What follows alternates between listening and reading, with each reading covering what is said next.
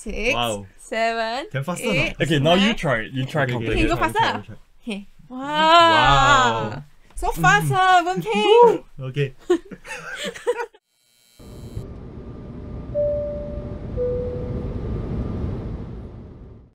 Hey everyone, you're listening to SMUBE Campus Radio Say What You Wanna Say. I'm your host for today, Boon Ping, and welcome to another episode of Around the World in 80 Hours Season 4, where we introduce community service projects here in SMU. On today's episode, we will be interviewing Project SSUpport by SMU Sports Union. And we have two of our lovely project leaders here with us today. Would you like to introduce yourself and share with us what sports CCA you are in? Sure, ladies first. Alright, thank you. So I'm Cheryl, I'm a School of Business student at SMU.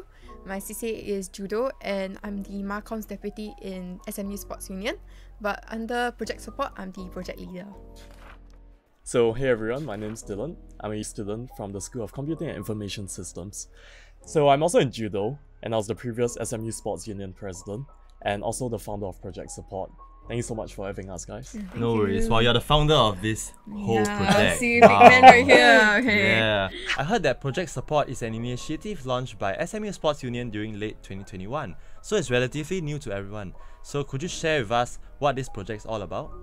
Project SSUpport basically is a community service project that is done in collaboration with SMU Sports Union as well as the MOE UPLIFT program. So maybe I'll let Dylan share more about what MOE UPLIFT really is. UPLIFT is an acronym for Uplifting Pupils in Life and Inspiring Families Task Force, led by Dr. Maliki Osman. So, could you tell me more about the beneficiaries this project is helping? Our beneficiaries, majority of them are actually primary school students in SECs like student care centers in their primary schools. Their age range will actually differ from actually primary 1 all the way to primary 6. So it's quite a big age range, but we are actually working with currently 3 schools. So we have one in the north, one in the west, and one in the central, which is right near SMU actually. Oh. Yeah, so with the total of these 3 schools and different age ranges, so we just plan our activities based on sports to engage them and allow them to have fun in their SECs. So, what are some takeaways the beneficiaries can benefit from this program? I guess we'll start first with how we integrated sports into it and why. So sports really do form the basis of experiential learning, right? It's much better. Like when we first began, it was all through Zoom. And if we were to just have it through PowerPoint slides without a physical element, it might just get dry. And they might not... I mean, when you're dealing with young children below the age of 12, yeah, that's number 1. Number 2 is, can they really understand the value we are trying to impart on them, right? So it takes a lot of patience and a lot of creativity for us to come up with activities that are actually engaging enough that imparts a certain level of skill and understanding to them. And Cheryl could share more on her perspective on that as well. I mean, for me, being on the ground with all the volunteers at the schools, etc., I think it's really like about being very patient with them and always like being very encouraging, because like as what Dylan shared, throughout 2021 until now, we've always been on the virtual platform with these children, so we weren't able to engage them as much as we hope to do through like playing sports with them physically.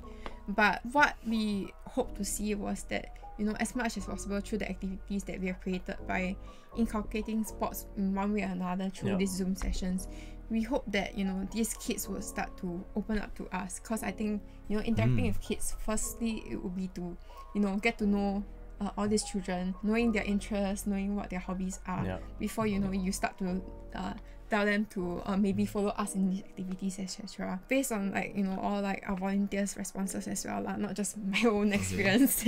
Because everyone has a different experience, but I think a lot of people do see a growth in these children. Like they do see that all these children start to open up to us and they start sharing their hobbies, and it's really heartening to see when they're so excited when like we mention something like, oh, we're gonna play football, but it might be like something just like online football. The hallmark of it is inside jokes pretty much. You have your own inside jokes and the little quirks that you share in your conversation. That's so beautiful. It's cute. So it's really heartening when you see them, like, because we have something to bond over. Therefore they would be more confident to talk to us and be more confident to lead in the activities because they're so comfortable with us. They treated you like koko tetes really. Correct. Yes. Okay in some instances they call us like uncles and aunties but we just take it with a pinch of salt here and there. It's quite funny though, but it's it's really like quite eye-opening when you actually see them like be in our position to lead in the exercises, and like it's really just like it makes you feel warm inside that not only can we leave an impact on them, but they also leave an impact on us lah. And it's really like two-way learning in that sense. So learning is just not one way, but it's two-way. Yes, that's right. Okay. Like Confucius, What was one activity that you guys have conducted, and could you share with us why this activity was chosen to be integrated in this program? We actually play this game called Loosen Up. Oh, Loosen Up. Yeah. I've heard before. I actually heard before. Really? Yes. That's interesting to hear. Yeah. So Loosen Up is actually an activity that was created by the pioneer batch of volunteers. There's actually a funny story for Loosen Up. It's actually a name that's given by my successor, Brendan. Shout out to you, Brendan. How it's spelled LOOSSU, and we gotta have SSU and everything, right? It's ingenious, I give you that. And so from there, some of the teachers, right, who have dealt with the kids, they gave us more suggestions to tailor our workouts. So where you would call like a squat, they call it Hulk squat. Right? Yes, it sounds a little bit kiddish, but the children love it.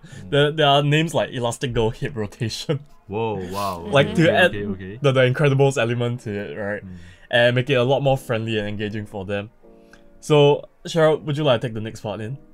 Actually, thanks Dylan for passing it over to me. Actually, Boon Peng, do you want to try how the activities are? Okay, yeah, let's loosen up ourselves. Yeah. Let's try, Pun intended, right? Alright, so hi Boon Peng. So today we're gonna do one activity called Loosen Up. Are you excited? Yes, let's go. You don't sound convincing enough, but yes, okay, let's go. Alright, so the first activity will be elastic girl hip rotation. Do you watch the Incredibles? Yes. You know the elastic girl, the mother? Okay, she's so bendy, right? So we can actually do some stretches. So, and makes you flexible as well. Yeah, so you just follow me, okay? 1, 2, 3, 4, 5, 6, 7, Can faster 8. Okay, now you try it. You try You completely. can go faster. Okay. Wow. So fast, Boon Peng. Okay. Okay, yes, we have listened up. That was great. Good job. Okay. Thanks for being a good spot on that. Now, would both of you like to share what has been your biggest takeaway from participating in this project? Essentially, we just wanted to create a platform for athletes to get together. And from how Cheryl was sharing, you didn't once hear any mention of people identifying as their different clubs. No one comes in and say, I'm from Judo, you're from Muay Thai. Yes. Everyone comes in and they go, we are support, we are from SMU Sports Union, we are athletes of SMU and we are making an impact. Right? That's a creed that we all share in the project in and of itself. And the culture that we have created together, right? Volunteers, project leaders, team ICs, leadership committee, is wonderful. It's something that I take a lot of pride in. I'm ever so proud of my juniors for being in this journey with me. Yeah. If you are to ask me the biggest would really be like, I feel like it's a very simple thing, just taking on this project in general. Like, I think that was a big hurdle for me because initially I thought I wasn't very confident myself, like about like having the entire project from Dylan himself. I thought, like it was gonna be such a big thing. Like, am I able to handle the stress and everything? But I would say that, having the project was really like one of the best things I ever did, as a year one in SMU, because I got to not only like interact with the beneficiaries. I told you I love children, so like seeing them smile and have fun, that's a lot to me. Not only that, I got to interact and connect with so many sports athletes from different sports clubs, and I don't think that is something you can do on a regular basis, but Project Support is just that platform where you can really just put aside all your differences and just talk to these volunteers and get to know them or their CCAs even better. So I would say this is such a unique community service project, that is so special to us sports athletes. Because I don't think you see this kind of community service projects often, but as a student body, we I feel like we have really like done quite a lot, and I would say are pretty successful in building that connection around our entire community. Yeah. I mean, council work is on a voluntary basis, lah. Let's admit it. You put your face, your reputation on the chopping block, right, to bring opportunities and just to give back to the community you love, right? So it's never easy to step out of our comfort zone, and for Cheryl to say the biggest takeaway is to actually take the first step is something like we should rejoice in, lah. Pretty much. Definitely. Yeah. And of course, like, not forgetting you guys, lah, VNE, for having us on this podcast. Yeah. This in itself is a milestone, right? Correct. Like, never have we imagined we'll get to a point where we are able to broadcast our message and share our passion to the SMU community, the wider community. Yes. So huge thanks to you guys, lah, of course. I totally feel the whole passion, man, and I really hope that this project support will fly up. You know, I really, Thank you so From the much. bottom of Thank my you so heart. much, BE. Thank you. Thank you, Ping. I'm sure that after your first successful run, there will be an expansion, right? Coming your way. Oh, yes. So, how is Project Support expanding, and are there any future plans that we all can look forward to? So currently we are working with 3 schools I've said so far, one in the north, one in the west, and one in the central area. So now we are in the works of actually starting a new pilot program, not for primary school students, but instead secondary school students. Yeah. Wow. So like one school has actually reached out to us to focus more on the mentor-mentee side, because they do see that concept very useful for secondary school students who are actually maybe a bit lost. They don't know where to go in life, so they do need some advice, and they also want someone to play sports with them, etc.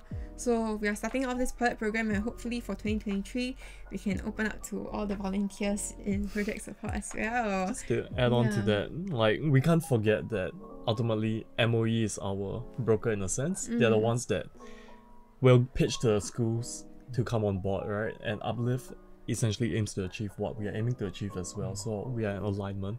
And of course, C4S giving our guys the hours and also help onboard new volunteers upon the project.